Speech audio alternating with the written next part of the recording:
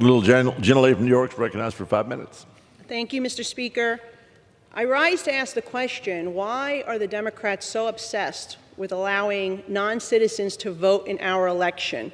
Why do they go so out of their way to dilute the voices of American citizens, the very American citizens who elected them to represent them?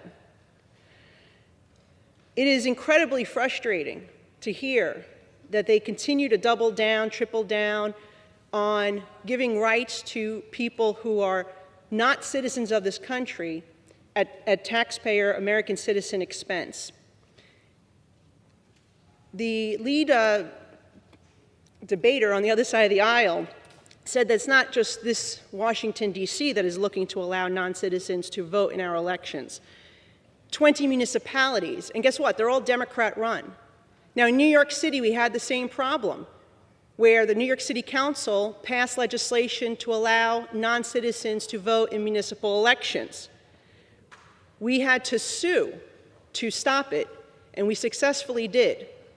But it took not just one round in court, not just 2 rounds in court, 3 rounds in court, where the City Council and the Mayor of New York used taxpayer money to continue to fight this each and every round, despite being voted down in the New York State Supreme Court, in the New York State Court of Appeals, Appellate Court, and lastly, in the New York Court of Appeals, which, by the way, all Democrat appointees on that panel of judges, and we still won because it is illegal. It is not constitutional for non-citizens to vote in our elections.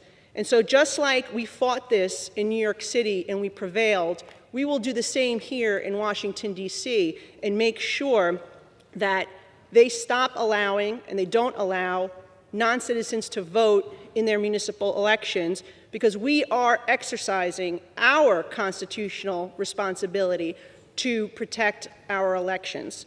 So I urge my colleagues to continue to be strong and vote in support of this, because we know that it passed overwhelmingly with bipartisan support last year. 52 Democrats sided with Republicans. But those who continue to push for non-citizens to vote in our elections, to dilute citizenship and dilute the voice of citizens in our elections, should be ashamed of themselves, and they should think about who actually elected them to represent their interests here today and why they continue to push the contrary.